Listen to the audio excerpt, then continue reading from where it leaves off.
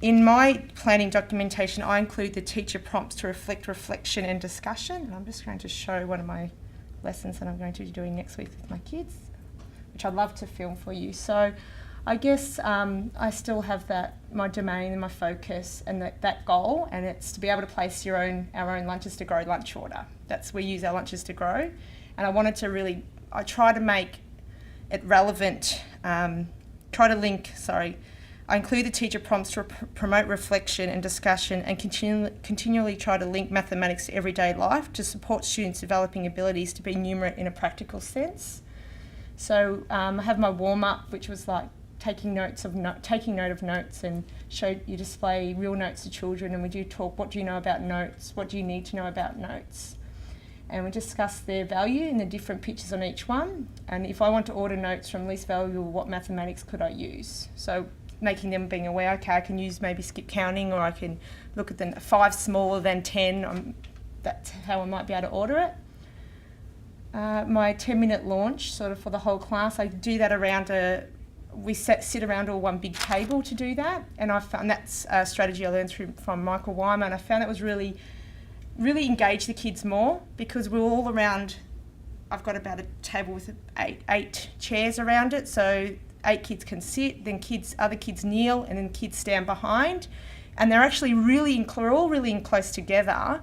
And I just, since I've been doing that, I've just find the engagement they have and their focus on what we're doing in the lesson is much more. So I was sort of looking at carrying out simple money calculations, so you know how to place a Lunches to Grow order. I find at my level, grade 1 and 2s, often that's when they started to be getting pocket money for doing jobs, and I've got a lot of my kids saying, I'm allowed to have a lunch order, but I have to use my money. So I felt this was a really good way to show them, well, this is how you can order your own lunch, and this is what you can do to work out what money you'll need to spend. And then I try to include catering for all the groups. We're having partner exploring or independent maths exploring, and sort of started off with, if your mum said you only had $3 to spend on a lunch order, list some of the foods you could buy, and with questions that I need to have. So how do you know, and explain to me what you're thinking, just to reinforce to myself what I need to do, and the questioning prompts that I need to use. In independent maths activity, I want them to draft up 2 $5 lunch orders, one you would like and one your mum would like for you. And then at that time I do a roving conference. So I still have my groups, I just don't have them all the time. I just change the need for what the lesson is on the day. And that's when I'll sort of ask questions like, how can you show me what you think is correct? Did you have any change? Why? And I always make sure I have that extension question to target particular students, like, can you spend exactly $10 without buying the same item twice, and why? And I find having questions, open-ended extension questions, caters for my needs of my students who need to be extended, and I can grab them in a little group then and say, what have you found and what are you discovering? Whereas it's still catering for the needs of my I don't like to use the word lower learners, but of students who are more at need or at risk with maths, so I can still work with them individually. Always make sure I have a reflection time, and I've missed out. I've got a spelling error, sorry. What mathematical thinking do we need when using money to spend on our lunch orders?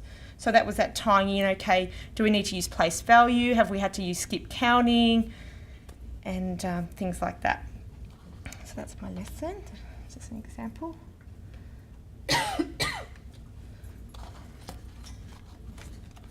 That's not mine.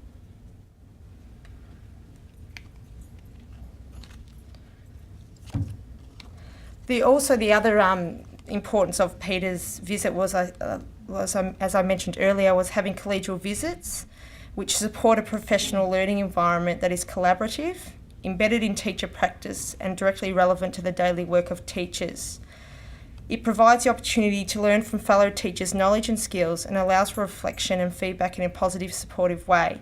Well, now we've just started to do this at our school, so our Principal Glennie's setting up in the staff room a list of all the grade teachers. We only have 8 at our school, and we get to put our names next to a teacher that we like to visit, and then together we're going to together we're going to, Glendy will come and relieve us and make the time to do that. So we're still working on our performer for using some of the ideas that Peter gave us about how we set that up. And our school firmly believes in developing and supporting teacher pedagogical knowledge, discipline knowledge and content knowledge through peer observation, professional conversation, external workshops, particularly with people like Michael Weimer and visits from experts like Peter. We'd like to express our thanks to Peter for demonstrating a terrific maths lesson that made us really rethink our own maths lesson planning. So, thank you. But can I just make one of the points about that you didn't actually quite see there, that we're actually asking the kids to find something that there were 6 of, and it just finished as one of the kids had said, family.